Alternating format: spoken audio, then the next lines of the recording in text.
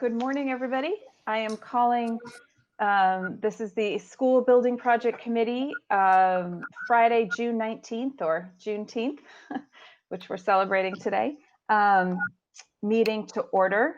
So we are going to do a roll call attendance. Ken Aries. Here. Here. Brian Baer. Here. Allison Borchers. Here. Chris Coleman. Here. Sarah Cronin. Here. I still don't see John Cummings. Okay. Charlie Donahue. Here. Pam Dukeman. Here. Abby Hanscom. Yep, here. Can you stay here? I No. can't. I have no audio. Oh, okay. I just need the verbal. I heard you. We hear can you. Abby. We can hear you. Oh, okay. I can't tell that. So, okay, I great. Good morning. Okay, I thought you were saying you had a sore throat or something. No, I can't see any of my controls. So, Oh, okay. Yeah, no, we got you. yeah. Nancy Hyde. Here. Lema Jean-Baptiste. Am I supposed to sit Here. here? Josepha Jowdy. Here. Carol Lewis. Here. Michelle Miller is not here today. Tony Mullen. Here. Emily Parks. Here. Amanda Phillips. Here. And Kate Scales. Here. Okay. All right. So I would like to recognize the live stream to provide real-time public access to the activities of the School Building Committee, which is available online at www.westwood.k12.ma.us/live. The meeting is also being recorded for later broadcast on Westwood Media Center's platforms. And as always, we thank Westwood Media Center for their amazing partnership. Okay, so first order of business, exciting news. We have a membership update. First, Amanda Phillips has joined the school committee, and just this morning, 10 minutes ago, was appointed to the school building committee. So we would like to welcome Amanda Phillips to our committee. Thank you. Yay. And second, Josepha Jowdy has joined, I should say rejoined, as a community member. So we are very grateful she has agreed to do this, and we would like to welcome Josepha back to our committee. Thank you. Okay, so we are getting into discussion items. So the main purpose of today's meeting, actually, you know what I'm going to do? I'm going to take these two out of order. The main purpose is to discuss the PSR and its submission to the MSBA. But first, I'm going to talk about this proposed geothermal test well discussion item.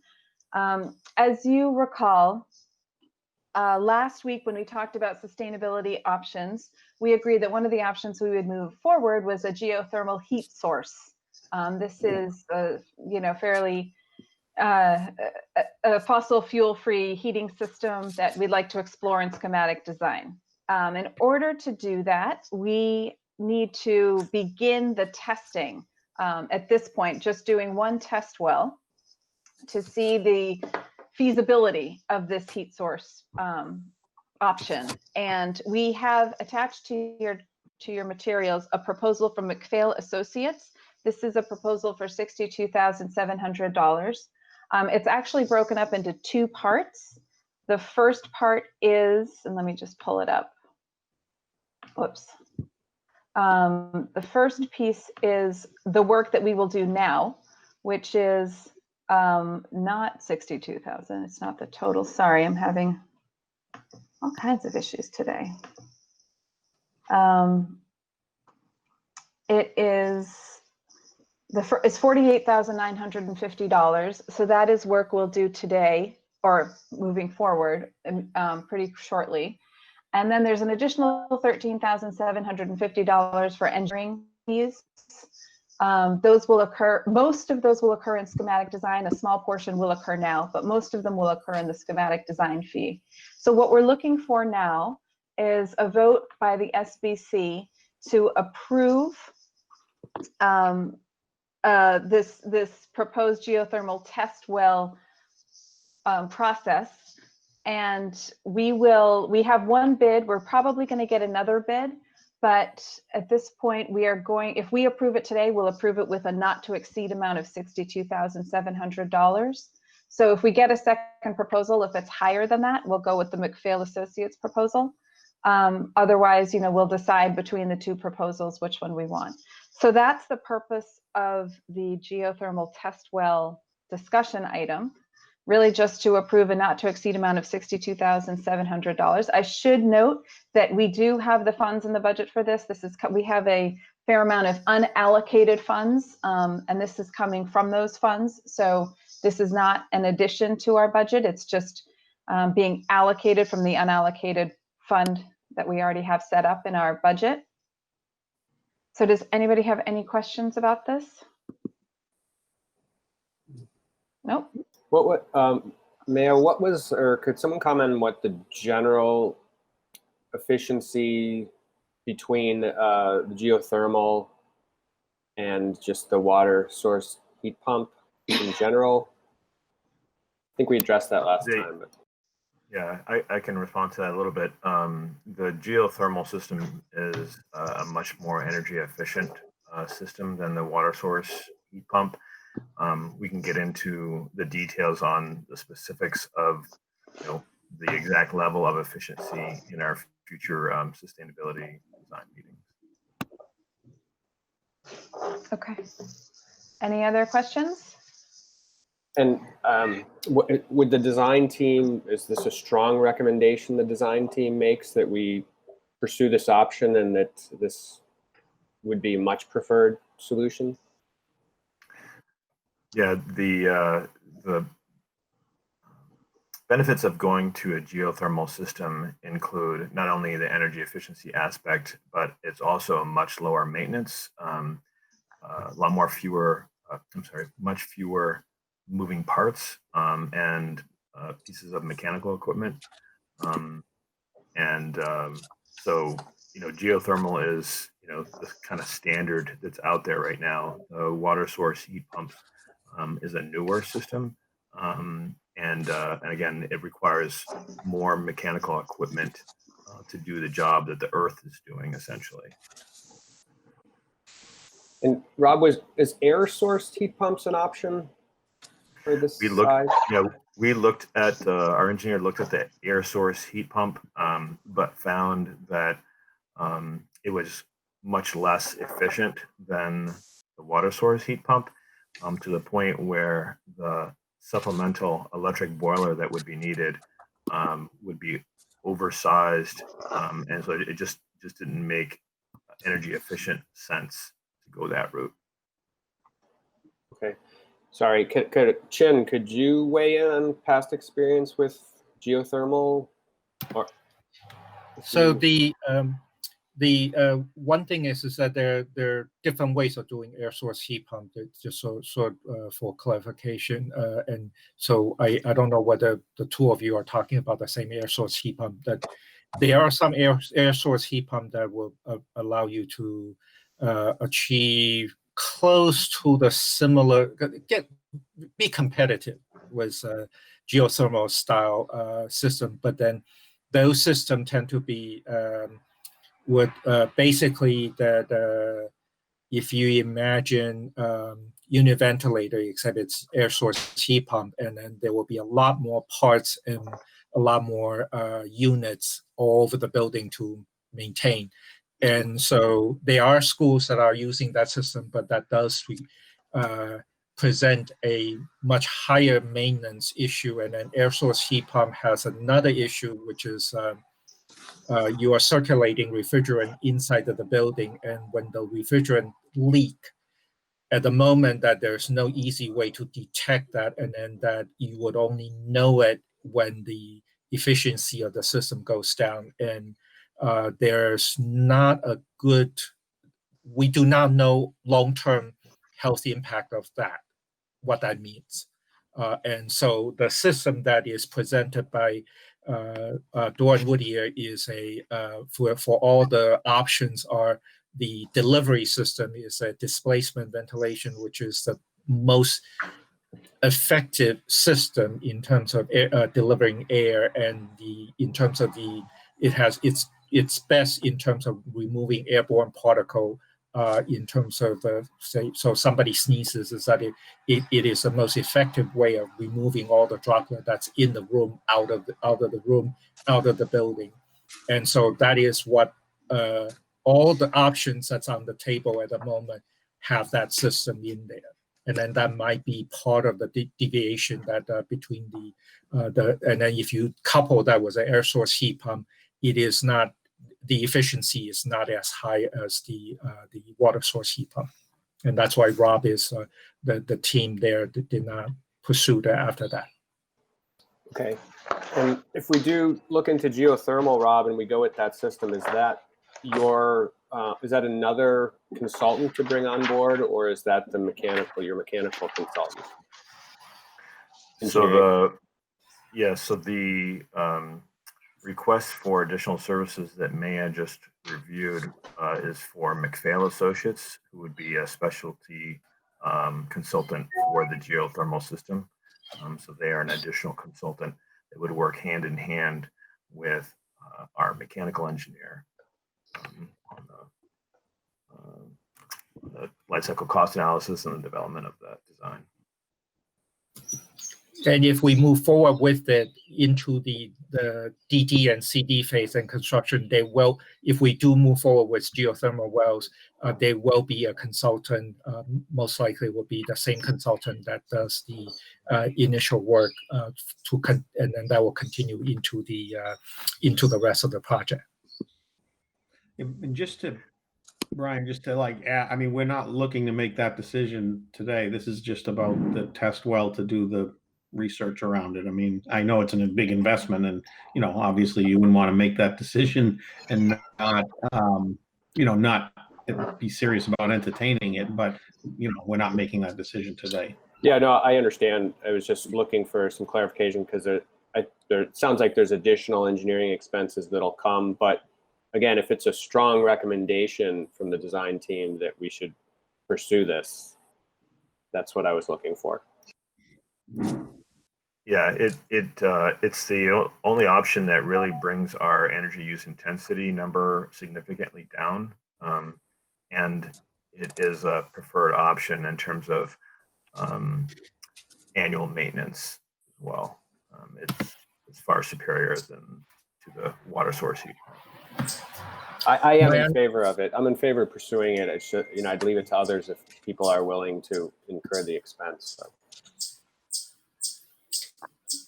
To the best of my knowledge, yeah. Can you just speak a little bit to the budget and where the funds are coming from? Sure. So that in the original budget, there is some line item like $150,000 uncommitted amount. At the moment, we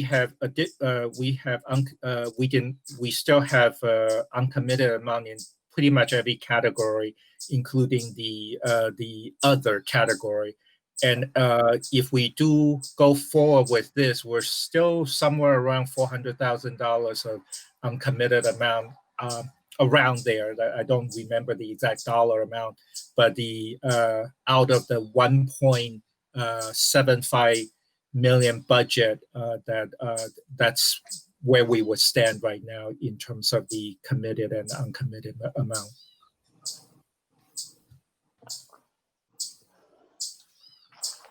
Are there any other questions or discussion? Okay, so we're not gonna vote that quite yet. It's down under the action items, but I just want to, we needed to discuss it, so we did. The second thing I wanted to talk about before we get to the PSR, last meeting I had asked for if anybody wanted to join this working group that would look at the design aesthetic of the building. This is not a decision-making group. This is just merely a group that would kind of steer in one direction or another, but clearly with lots of updates and inputs to this larger group. So a number of people have replied, and I think we have a good group. And just on this working group is going to be Allison Borchers, Brian Bayer, Josepha Jowdy, Kate Scales, Sarah Cronin, and Ken Aries. And I will be on the committee as well. Not committee, working group. So I just wanted to give everyone an update on that. All right, and now we are getting into the PSR. So the preferred schematic report is our big report. This is the one we are submitting to the MSBA in July. You all should have gotten a copy of it. It was attached to the agenda and had a chance to review it. And basically there's two major components to the PSR. The first is the recommended design option, which so if we vote yes for the PSR today, that is a vote for the recommended design option. And the second, and this is again option 7, consolidating Hanlon and Deerfield at Hanlon into a new building for 560 students with what we're calling the tree design. And the second option, the second component is the not to exceed amount. We talked about this last week. This is the amount we are telling the MSBA that the project will not go over. It is not the amount of the project. I cannot stress that enough. This is not how much the project is going to cost. We don't know how much the project is going to cost, but we do know if we vote this PSR today, it will not cost more than $90.6 million, which is what the amount we came up with last week. So I think, Rob, do we have a presentation on the PSR? Yep. If you don't mind, Rob, I think I'm just going to run through it. Sure. If that's okay. But if you could, I think you have the final version. So if you could pop it up on the screen, that would be helpful. Yep.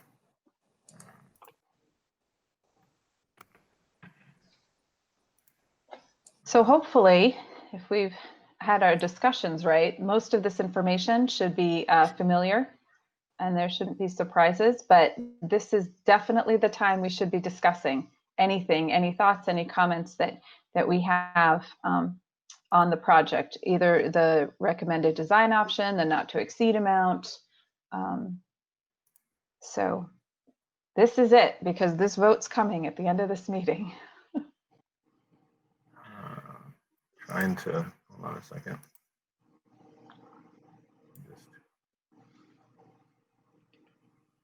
Okay, great, thank you. So moving forward, everyone can see that, right? I can see it, so I'm assuming everyone else can. All right, so the agenda is just to talk about the work that we've done during for the PSR, to just do a quick highlight of the option review process and the preferred solution. And then I think it looks like the agenda wants us to vote. And then we'll talk about next steps, or at least discuss the vote. So what have we done during the PSR phase? We created the evaluation matrix, which was the analysis that we used to run all 7 shortlisted options. And we presented that to the SBC, I think a few weeks ago. We commissioned the Cropper GIS redistricting study. Actually, I should say the school committee commissioned that, and the results of that were presented at school committee and also at a community forum. We have had a number of sustainability subcommittee meetings and presentations to the larger group, and we've worked with the town, particularly Tom Philbin, Eversource, Thornton Tomasetti, the Green Engineer, Land Partners, and they've all worked with the Sustainability Subcommittee to present the options we talked about last week. We had a principal and educators review of all of the 7 shortlisted options. I actually believe there were a number of reviews there. We've done a fair amount of community outreach. We've had 3 community meetings. We've had discussions with town planning, police, fire, building inspector, and we've also presented to the, that should read the select board, not the Board of Selectmen. Right. And finally, and so that all leads us to the preferred schematic report. Quick reminder, this is where we started. These were the 3 categories of options we looked at, and we wound up with the 7 that you see below. I don't think we need to go through these unless anybody wants me to. I think we're all familiar. These were the 7, well, there's 6 options shown here that we shortlisted. The 7th is just the base repair, which was option number 1. That's just bringing Hanlon up to code. It's not shown on this slide, but these were the 6 options. This was the evaluation criteria and the final matrix. And as I think we went into this in a lot of detail at a couple meetings ago, but you can see there were 5 major categories education, site, town impact, cost, and security, sustainability, construction impact. There were 14 subcategories, all underneath those categories, and this was the final scoring with our color-coded greens. This was the recommendation of our redistricting consultants. It was their recommendation that the best option for redistricting was to consolidate Hanlon and Deerfield. And if you look at the slide, you can see really what they've just done is take that the line that separates Hanlon and Deerfield, that black line running through the middle of the red portion of the map. That was the separation line between Hanlon and Deerfield. You basically just erase that line.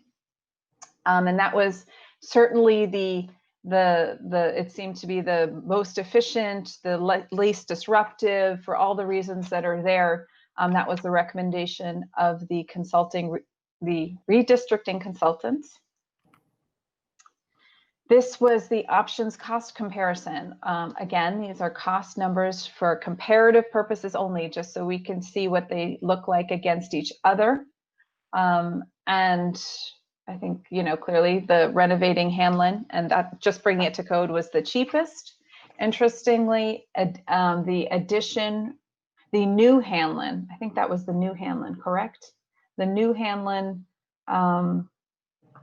or was that the ad reno? This is the ad reno. That was the ad reno. So option 4, which was adding onto and renovating the existing Hanlon, was the most expensive option. And the options for 560 students sort of fell somewhere in the middle. So here were the total scores on the evaluation criteria. Again, option 7 came in the highest with 450. Yeah. If you go to the back slide, Yep. cost one, you may just want to, I'm just trying to reconcile. If you look at the top range of net zero and timber, that adds up to, I think, 6.1 million. If you add that to 83, that adds up to 89.1. And then back in the final slide, we're referencing a number of 90.3. So I'm just trying to, I don't know, that may just be, these may just need to be updated. At least if I look at this slide, it doesn't capture the number we have in the back. Yep. Yeah. Rob, these are just these are just supposed to be intended as sort of general round numbers. This slide is really just for comparison purposes only between each one. There are also other items, Tony, there, in addition to the net zero and timber, that in what's not clearly shown here is that there's that additional field, and then there's the full AC versus not dehumidification, and then rainwater system. So that's where sort of the discrepancy in terms of showing, that's where the delta between the total amount. Okay. So the graphic is not quite correct because those items are not shown as an independent bar right now. We didn't include that on this cost those particular add-on items in this cost comparison slide. It was really just to try and show the baseline versus the net zero energy premium and the timber frame. It didn't incorporate those additional items. Okay. Yeah, I don't know what's being submitted. Just may want to footnote it because someone's gonna catch that. So. Yeah, I don't think this is part of our PSR report. Okay. Got it. Okay. Any other questions on the cost? Okay. So can you go back one slide, Rob? Oh, sorry. That's okay. So looking at this, just as a reminder, option 7 did come out on top. But what we were interested in looking at, particularly with the redistricting consultant's recommendation, was really option 7 versus option 11. Option 7 versus option 10. These were, the two highest ones. We were trying to understand sort of, what was the difference between them? Where were the major differences? And you can see the major differences here that put option 7 on top. We're in education, and we're also in, that was it. It was just in education. So moving on to the next slide. These are the two this is the option on the left is option 7, the recommended option. The option on the right is option 10, which is the same population, 560 students, but just 2 different designs. And as you will recall, there's the tree on the left, the E on the right, and the tree really won it was the preference of the educators, the principals, almost, I would say, unanimously. Emily, is that right? Yeah. And the key difference between the 2 of them was really where the grade level teams were, how they connected to each other, the location of the library and media center, and again, how that connected to the rest of the building. The ease with which we could separate public and private. It was on the tree, you can see it's much more of a sort of the public space is sort of more of a block, and on the E, it's almost like you'd have to take the southern part of the building and just block that entire thing. And finally, I know there was a preference for the location of the gymnasium in the tree and its proximity to the fields. So that's really the main reason why the tree won out versus the E. Otherwise, I think their scores were very similar.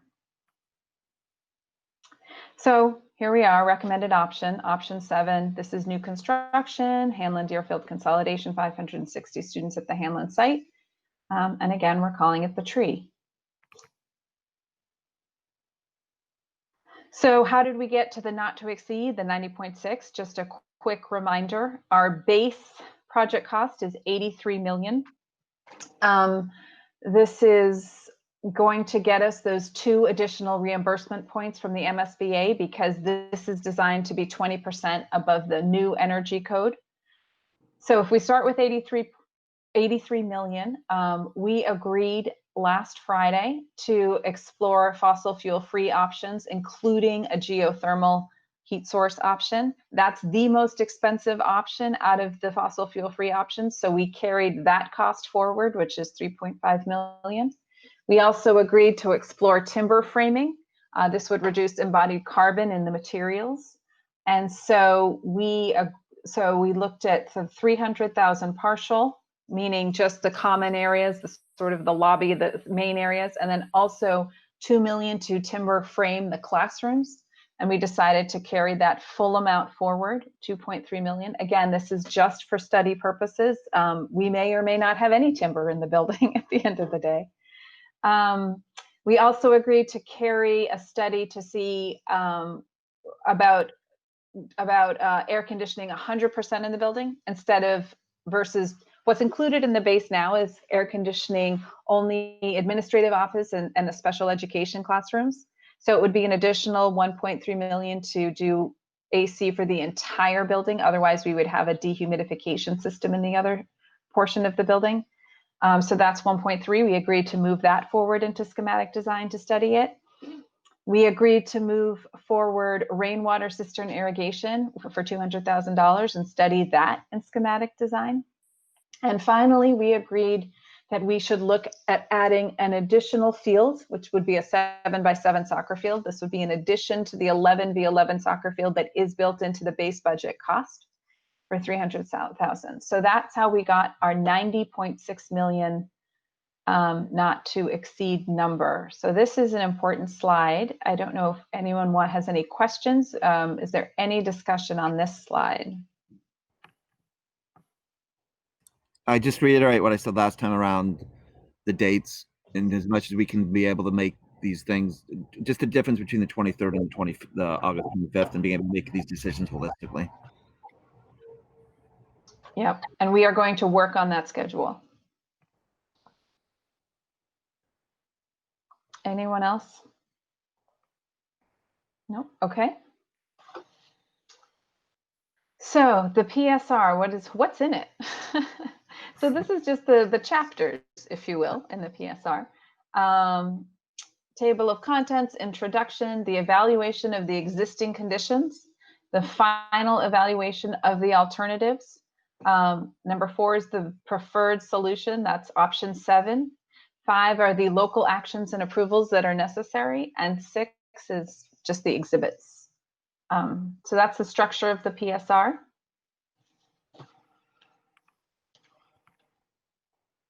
And our next steps. So as I mentioned, we I guess this is June. So this is, all right, so July will be submitting the PSR. And we are hoping for approval from the MSBA on the PSR in August. That's their board meeting. June through August, Doran Whittier is going to be conducting a fair number of educational programming sessions with faculty and staff, and we are very appreciative to the faculty and staff for giving us this time this summer. I know it's not ideal to have to do this during the summer, but our timeline is such that we can't push it to the fall. I did ask, for the record, I asked. So we're going to be working with them this summer and with Emily and her team to really flush out the design more with the educators. On July 8th, the Sustainability Subcommittee will be meeting, and they'll be meeting again on August 18th, and that's to explore these issues of timber framing, fossil fuel heat, and the rainwater, and discuss these, really get into them and present back to the SBC the findings. On July 23rd, the School Building Committee, we are going to kick off schematic design. That sounds very exciting. And then the week of August 3rd, we are going to be doing school tours strictly to look at ventilation and cooling systems. So this goes to the question of whether or not we want to do 100% AC in the entire building. We didn't think it made sense to make this decision in a vacuum. We want to go see schools that have dehumidification systems, and we wanted to see them in August, where hopefully it will be very hot that week. So if anybody's interested in joining, let me know. I don't think, Rob, there's any issue with bringing as many people as we want. So if anybody wants to go tour some dehumidified schools, let me know. August 18th, as I mentioned, the Sustainability Subcommittee will be meeting again to talk about really the fossil fuel free options and the remaining items of sustainability. And on August 25th, we are back here for another school building committee where I think we're going to vote on a number of these make these sustainability decisions. So those are the next steps for this committee. Are there any questions? Nope.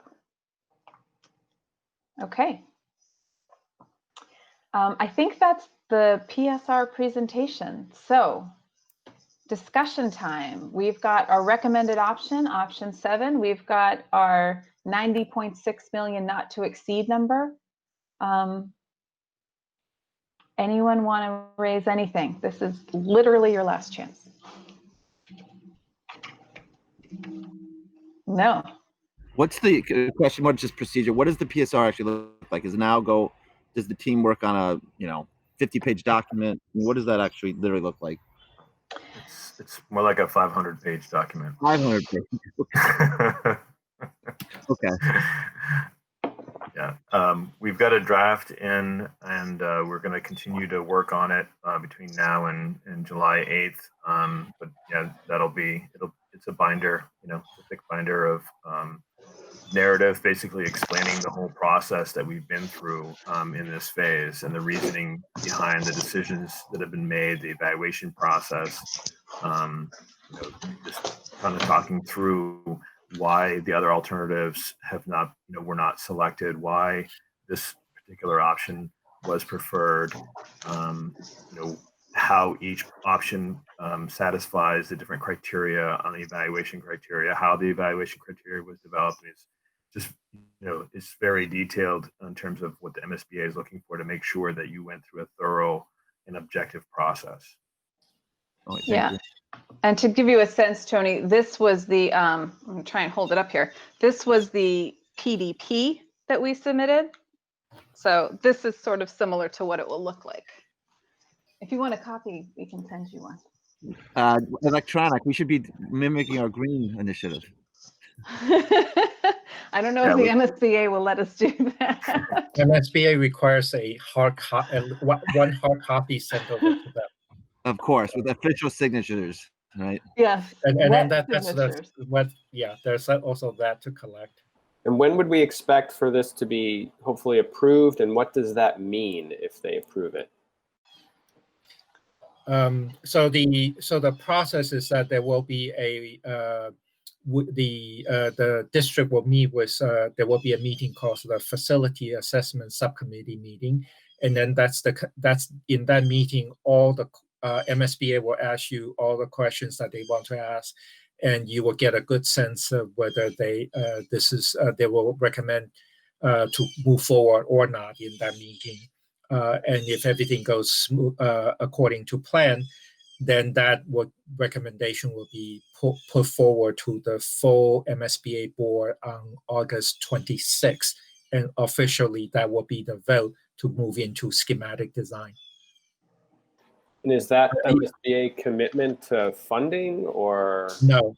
Okay. The MSBA, so you move into the schematic design phase, which you would then develop the plan and then and establish a very detailed budget estimate.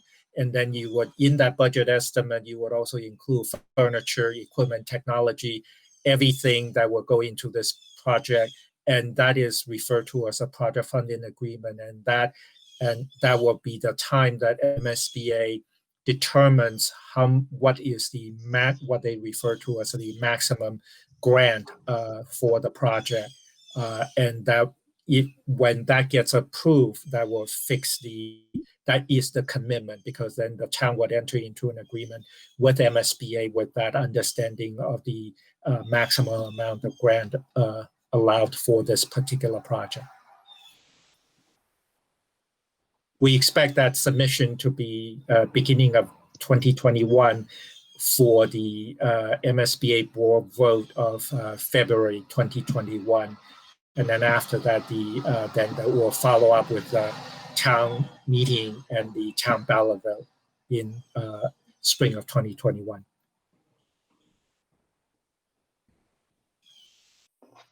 All right, any other questions? Does everyone like option 7? We love it. We love it. I hope so. Okay. Yeah, I guess just a general question. I mean, this is all a process and moving forward. I guess I'd ask the design team, I suppose, if you could, to comment on, do you think we're in a good place with all the decisions made and with the option that's been submitted from your perspective? You mean in terms of MSBA approval or just generally? In terms of where we are with the project solution and the recommendation. Mm-hmm.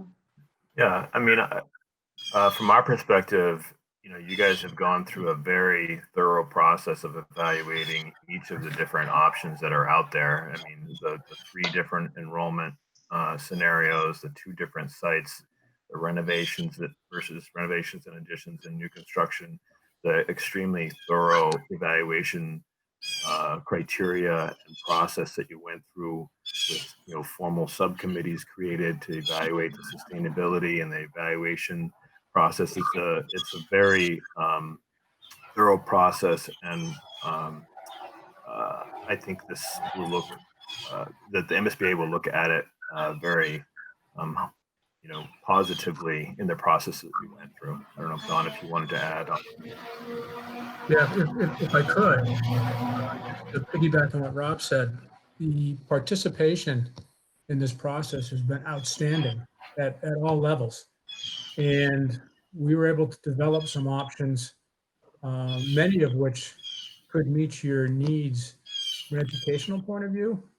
But we do believe that this option 7 is a step above any of the other things, options that we developed in meeting those educational needs that have been described to us.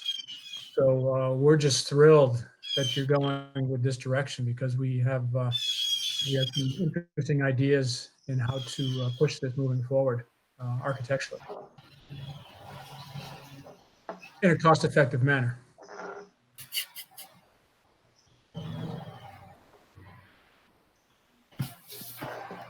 Great, thanks for those comments. All right. Anyone else? Any other thoughts? No, I mean, again, I'm fine with it. I know you guys are gonna have some conversations around understanding the cost vis-a-vis some other projects. I know we had some back and forth on that, Maya, but I just think the overall number for an elementary school is, I think it's a little, I mean, it may be not out of the range, but it seems higher than I think some of us initially thought, at least me. I can only speak for myself. So I think just understanding that, continuing to understand that would be helpful. And that's not for the next, for this thing, but just in general. Okay. Thanks, Tony. Any last comments? Nope. Okay. All right. So I am moving to action items. So the first one is the vote to submit the PSR. I actually have language for the vote. So I am asking for a motion for the school building committee to authorize the owner's project manager representing the town of Westwood to submit to the MSBA the preferred schematic report, or the PSR, with the enrollment option of consolidation of Hanlon, Deerfield at 560 students, and option 7 with the additional sustainable design options and the site field option to be studied further during the schematic design phase, with the total project budget not to exceed $90.6 million. Can I get a motion? So moved. Second. Okay, any discussion? All right, I'm going to do a roll call. Ken Aries, Yes. Brian Bayer, Yes. Allison, Yes. Chris Coleman, Yes. Sarah Cronin. Yes. I don't think John Cummings joined us. Charlie, Yes. Pam, Yes. Abby, Yes. Nancy, Yes. Lemma, Yes. Josepha. Oh, Josepha had to drop. Carol, Yes. Tony. Oh, Michelle is Yes. not here. Tony, yes. Yes. Emily, Yes. Amanda, Yes. Kate, Yes. and Maya is a yes. It is unanimous. Thank you, everybody. Lots of hard work there. 2 years in the making. We did it. Congratulations. Nice job, Maya. Great. All right. Now we've got a little procedural stuff.